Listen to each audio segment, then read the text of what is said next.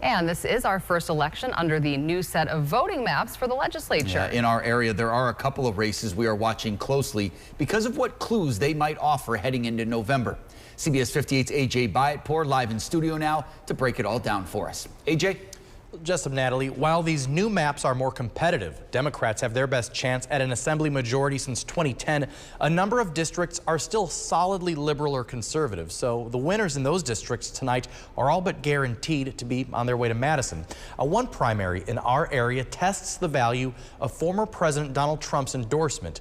The 24th district, covering Menominee Falls, Germantown, and Butler, had been represented by Representative Janelle Brandtjen. She's being challenged by Senator Dan Knodl, who was drawn out of his Senate district under these new maps.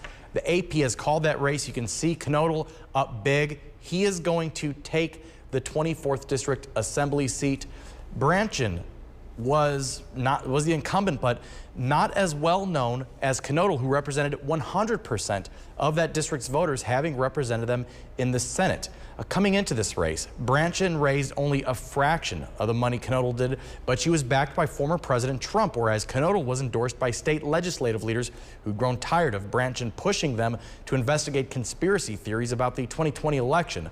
Marquette Law Poll Director Charles Franklin says this was an interesting contest because in the spring, about 30% of Wisconsin Republicans said they do not support Mr. Trump.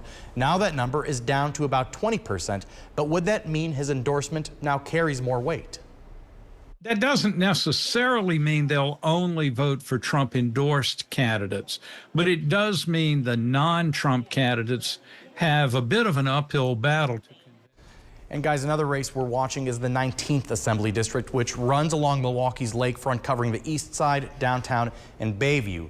Representative Socialist Clancy is the winner here. He is a self-described socialist who stands by his principles, and he hangs on to his seat in the legislature. His challenger, Jared Anderson, vowed to do a better job at building coalitions. He was backed by Mayor Cavalier Johnson and County Executive David Crowley. In this dark blue district, the question was what kind of Democrat voters prefer. If you just walk around those neighborhoods, you can see that there's a lot of people supporting each of those candidates. I think they've tapped into a genuine divide within the Democratic Party supporters who live in that district. And we'll see which group is larger. And something worth tracking going into November is voter enthusiasm.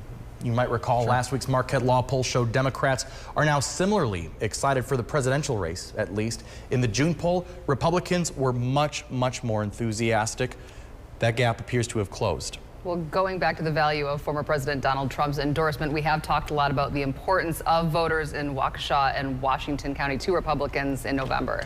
Right, we talked about that back in the RNC, that the so-called WOW counties, Waukesha, Ozaukee, and Washington, are going to be so key for former President Trump and Republicans in these statewide races. But former President Trump has not run as well as other Republicans in those key suburban counties. So the test of his endorsement, very fascinating tonight, because 2 years ago, he endorsed Tim Michaels in the governor's race, and while Michaels won the gubernatorial primary, Rebecca Clayfish won in those suburban counties. So at least in those crucial pockets of the Milwaukee suburbs, the Trump endorsement does not seem to carry as much weight as it might in other parts of Wisconsin.